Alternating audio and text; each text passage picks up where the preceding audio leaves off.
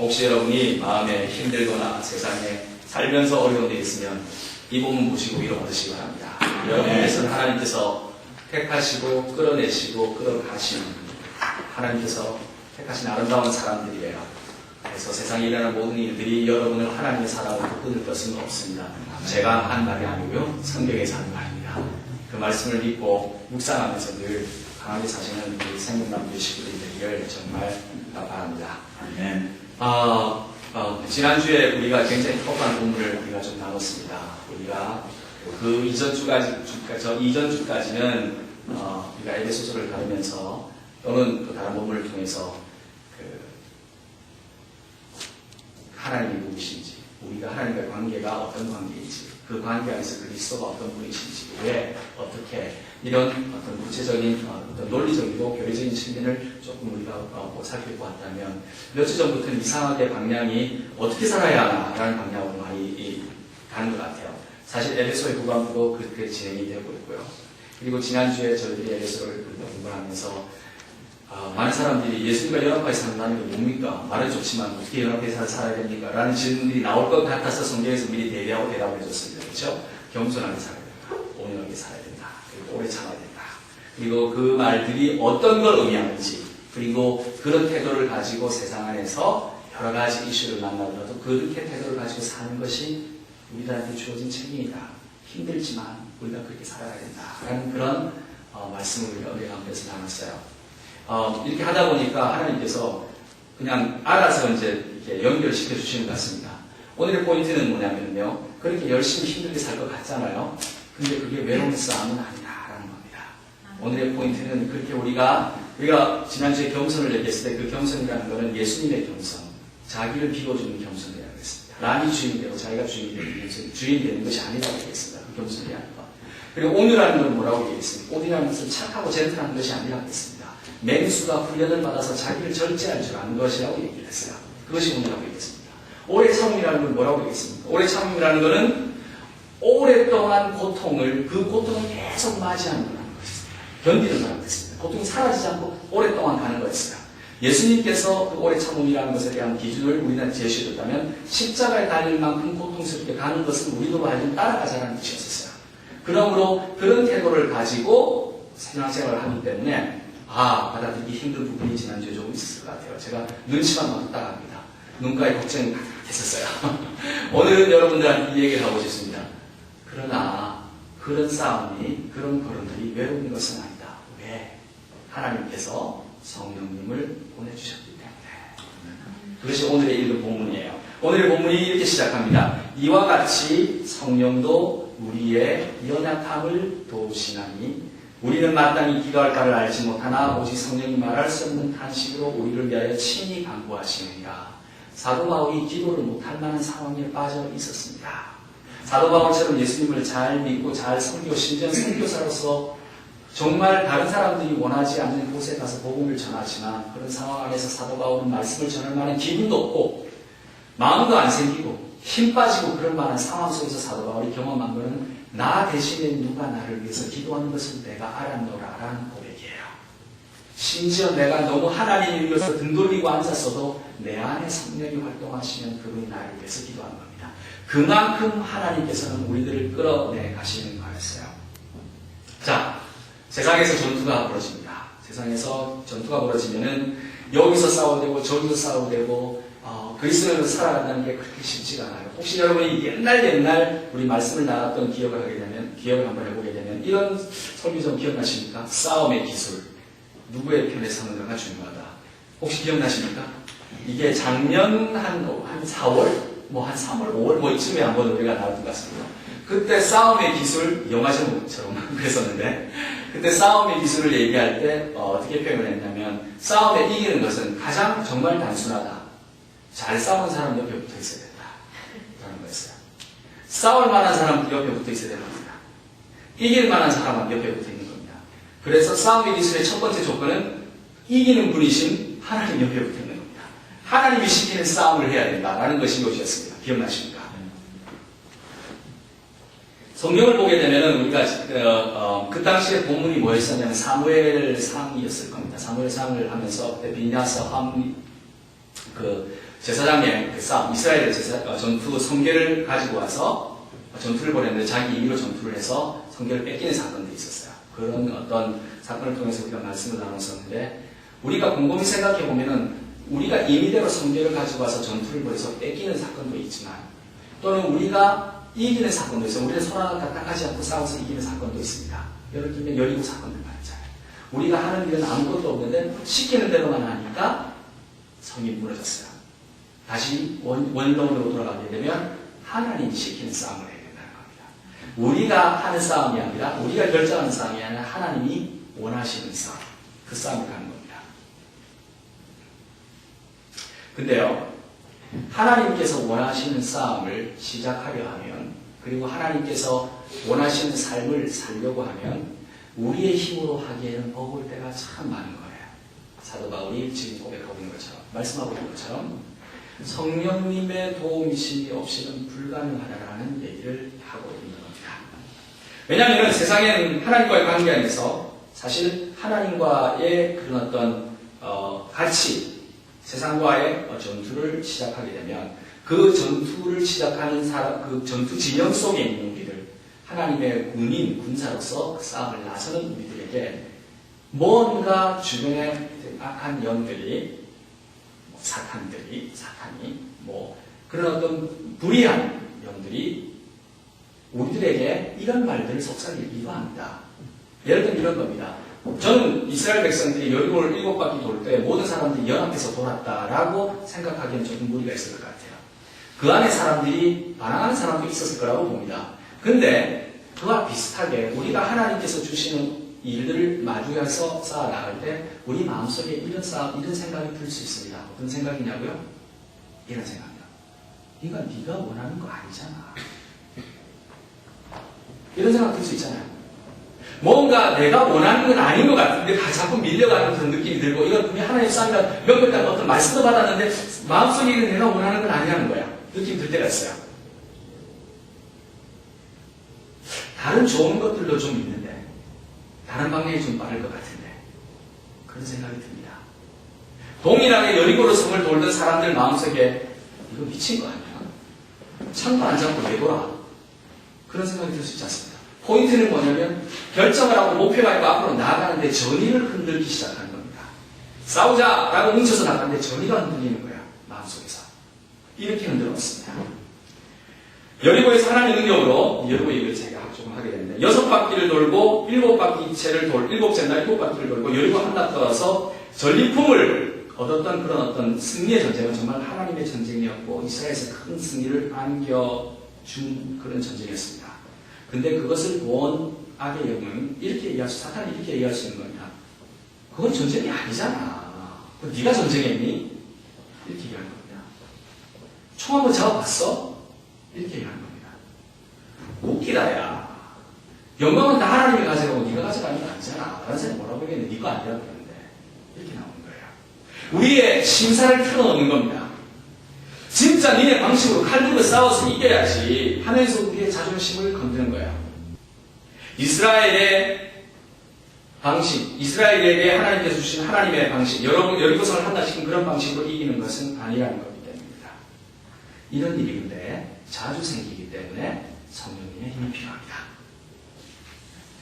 이야기 속에서 드러나는 성령님께서 우리들에게 말씀을 첫 번째 해주시고 있는 것은 뭐냐면요. 오늘 본문을 통해서 느끼지만은 우리는 약하다라는 걸 먼저 우선적으로 느낍니다. 우리는 약하다. 그러나 그 뒷말이 더 중요해요. 우리는 약하다. 그러나 약하지 않다. 이런 얘기입니다. 그러나 첫 번째 우리는 약하지 않다를 얘기하기 그 전에 우리 보고 약하다 그런 얘기합니다. 그 약하다라고 얘기할 때 우리는 받아들이기 힘들어요. 첫 번째 절에 어떻게 얘기합니까? 우리의 연약함을 도우시나니 이렇게 표현하잖아요. 우리는 약한 존재다라는 거예요. 남들이 뭐라고 하는데 우리의 약함에 성령님께서 도와주셔서 승리를 하셨음에도 불구하고 세상적인 관점에서 보게 되면 하나님의 승리가 어떻게 보면 참 우스운 일이 될 수 있어요. 세상적인 관점에서 보면 하나님의 승리가 어떻게 보면 실패가 될 수도 있어요.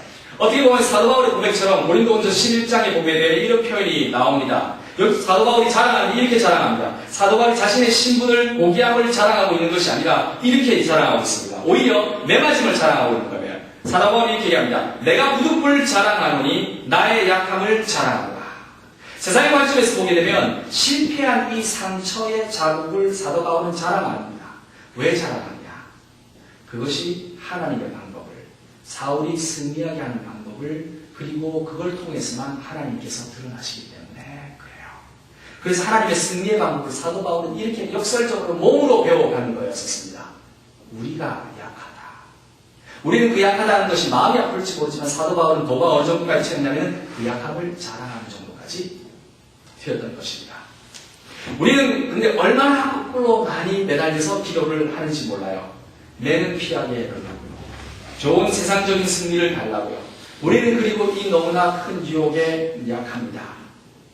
세상이, 그래서 성령님은 말할 수 없는 탄식으로 그것이 아니라 하나님의 전쟁, 하나님의 방법으로 살라. 매를 맞더라도, 실패하더라도 하나님의 방법으로 살라. 남들이 약하다고 우리를 멸시하고 약 올려도 그렇게 살라. 하나님의 방법으로 살라. 니네들 군인이 아니잖아 라고 여리고를 돌았던 이스라엘 백성들을 조롱하여도 그냥 참 놓고 그냥 법궤 뒤를 따라서 걷기만 해라. 그렇게 계속 얘기하고 계신 겁니다. 그 다음은 내가 알아서 할게. 근데 우리는 이렇게 유혹에 약하기도 하지만 우리의 마음속에서는 우리를 그 유혹을 우상화시키는 경향들이 나타나요. 세상의 것을 추구해서 세상의 것을 주면 세상의 것 가지고 자랑하고 하나님을 가끔씩 잊어버리는 겁니다. 기도 열심히 해서 하나님이 좋은 비즈니스를 주었더니 그것이 자기 것인 줄 알고 가난한 사람 돕지 않고 내가 이만큼 노력했으니 너도 고생하면서 그렇게 얻는 것이 맞는 얘기하다고 거만하게 소리 지르는 사람들은 자기의 것을 우상화시키는 사람들밖에 안 되는 거예요. 하나님께서 얼마나 답답했습니까?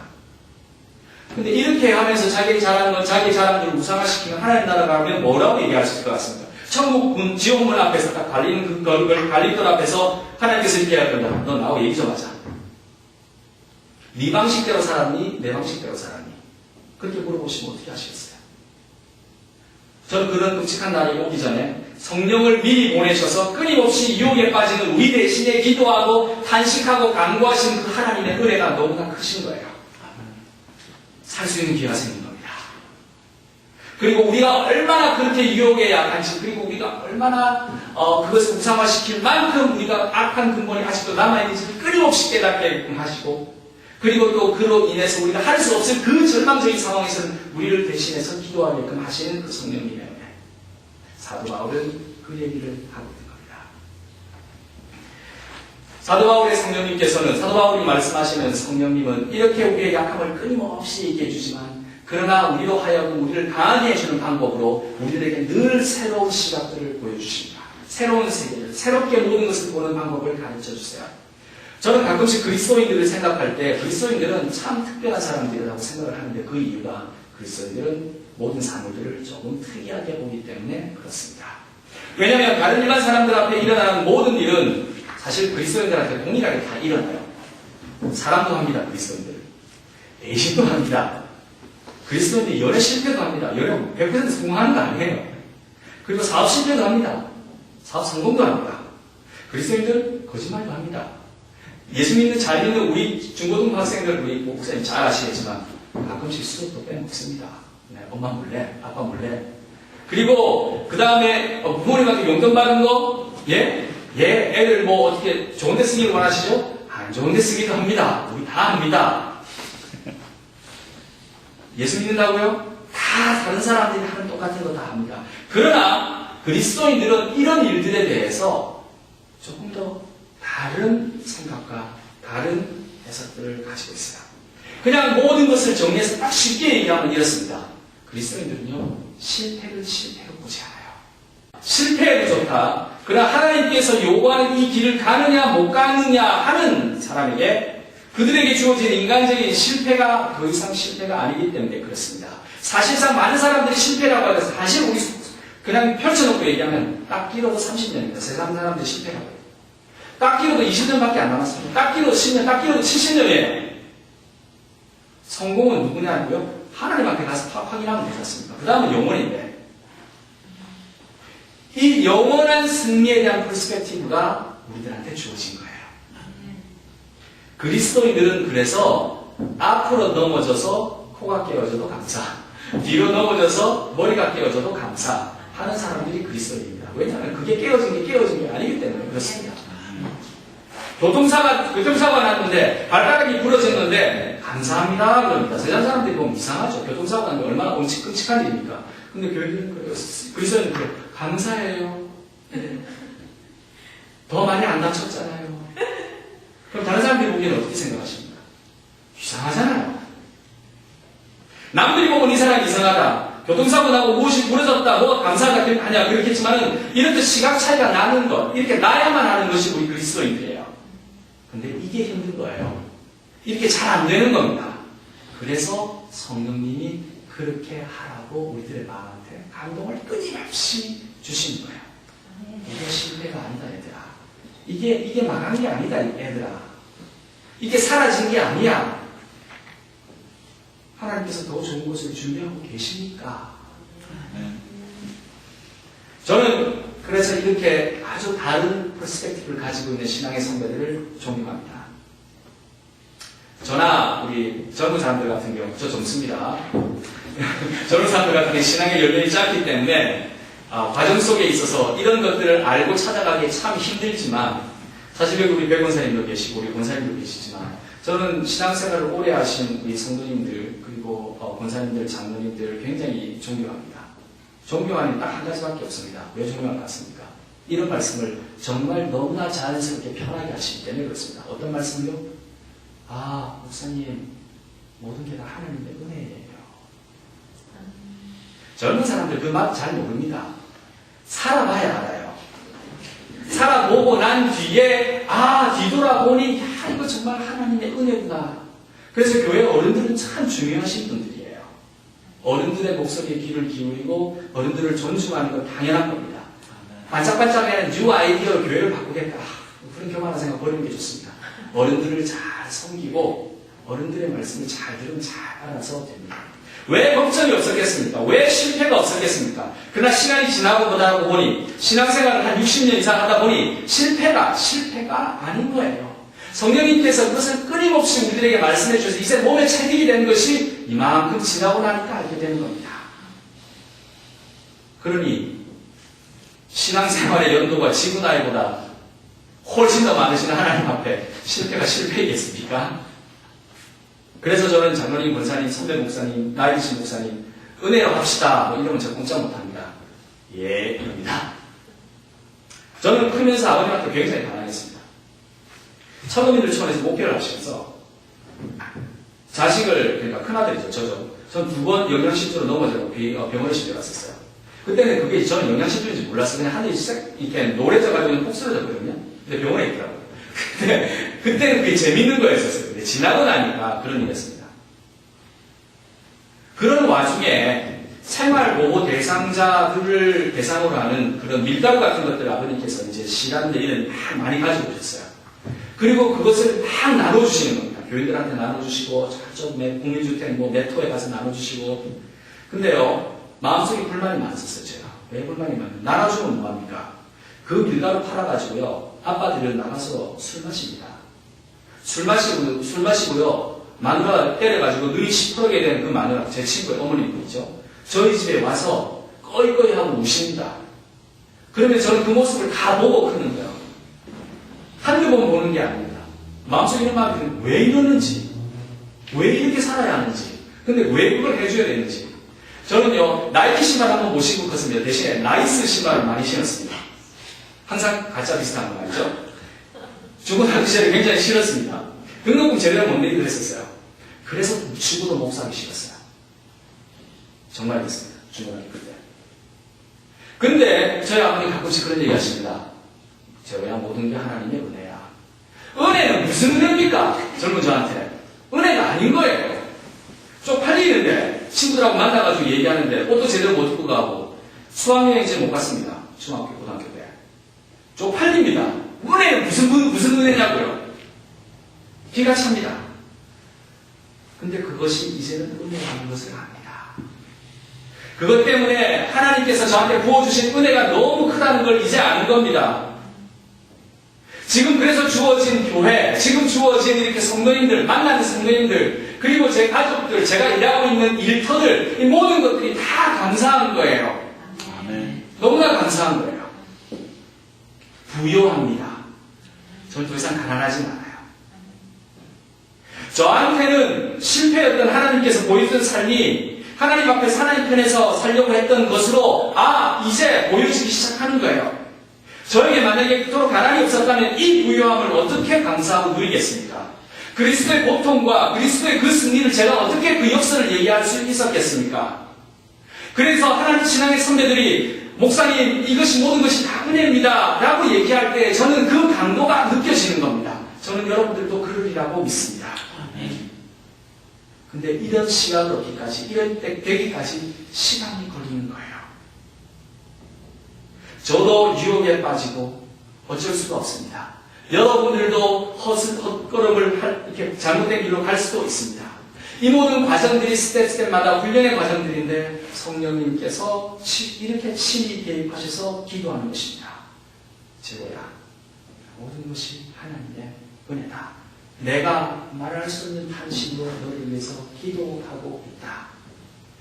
사도 바울은 이렇게 얘기합니다. 마음을 살피시는 이가 성령의 생각을 아시나니 이는 성령이 하나님의 뜻대로 성도를 위하여 간구하시리라. 우리는 그 성령님께서 우리와 함께 하심을 믿습니다. 하나님께서 이토록 왜 이렇게 우리를 끌고 가시느냐고요? 왜 우리 별것 없는 이 피조물들을 왜 이렇게 끌고 이렇게 아둥바둥하면서 잘 알지도 못하는 우리들을 끌고 가시느냐고요? 38절 39절입니다. 내가 확신하노니 사망이나 생명이나 천사들이나 권세의 자들이나 현재이나 장래이나 능력이나 높음이나 깊음이나 다른 어떤 피조물이라도 우리를 우리 주 그리스도 예수 안에 있는 하나님의 사랑에서 끊을 수 없느냐. 답은 바랍니다. 하나님이 우리를 너무 사랑하시는 거예요.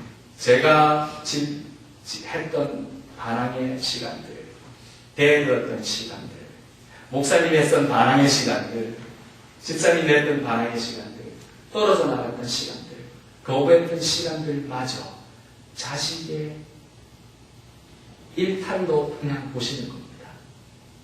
웨슬리가 얘기 안 하겠습니다.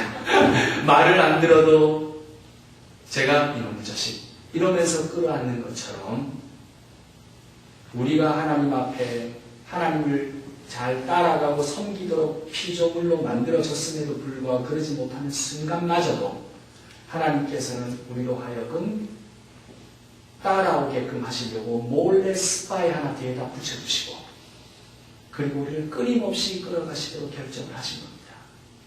그리고는 하나님께서는 그 계획을 완수하시는 거예요. 왜? 왜냐고요? 너무 사랑하셔서. 그래서 하나님은 무슨 수를 쓰든지 간에 하나님의 편으로 만들고 싶으신 거예요. 아들을 보내서 내가 내 아들 보냈잖아. 예수로 내 편 좀 되죠. 이렇게 얘기하신 겁니다. 그래도 말을 안 들으니까 이제는 성령님을 우리한테 보내주시는 거예요. 뒷자리에다가 살며시 감춰놓으신 거예요. 그리고 난 뒤에 우리로 하여금 계속 끊임없이 돌아보게끔 한 겁니다. 뭐가 뒤가 튕기는 겁니다. 마음속에. 뭐가 이상한 거예요. 이건 분명히 내가 원하는 건 이건데 곰곰이 생각하면 하나님이 원하는 건 아닌 것 같다는 생각이 마음에 드는 거예요. 그러면요. 제자리에 조용히 앉아서 기도하셔야 됩니다. 정말 하나님께서 무엇을 원하시는 것인가? 하나님께서는 진지하고 조용한 묵상 가운데서 여러분들에게 말씀해 주실 겁니다. 어떨 때는 묵직하게 마음으로 다가오실 수 있을 겁니다. 어떨 때는 번개처럼 여러분의 뒤통수를 때릴 수도 있을 겁니다. 어떨 때는 그냥 치셔서 여러분들의 눈물, 콧물 다 빼실 수도 있습니다.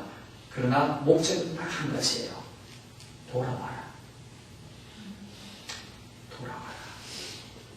내가 너를 사랑하고 너는 내 아들이고 내 딸이다. 우리들에게 마지막으로 남은 것은 무엇일 것 같습니까? 생명나무 교시고 여러분들, 우리들에게 마지막으로 남은 것은 그 성령님한테, 그 성령님의 목소리에 의탁하는 겁니다. 우리의 삶은 그래서 세상에서 나서 이제 매일매일 살아가고, 우리가 하나님의 삶을 살아나갈 때에 온유함과 겸손함과 오래 참음으로 살아간다는 것이 우리한테 주어진 하나님께서 주신 명령이고 태도이겠지만, 그것이 너무 힘들어서 버티고 싶으시면 여리고를 기억하십시오. 그렇게 해서 너무너무 버티고 싶으시면 사무엘상에 나타나는 그 전투를 기억하십시오. 그리고 너무너무 힘들어서 정말 못하고 싶으시면 로마서 8장을 읽으시기 바랍니다. 성령께서 우리를 인도하시고 끌어가시는 그 사랑의 은혜를 다시 한 번만 맛볼 수만 있다면 아마 우리는 다시 돼지우리를 벗어나서 아버지의 품으로 돌아가는 탕자의 마음처럼 하나님과 하나 될 수 있을 겁니다. 그런 일들이 여러분 속에서 늘 경험되어지기를 정말 주님의 이름으로 기원합니다. 아멘.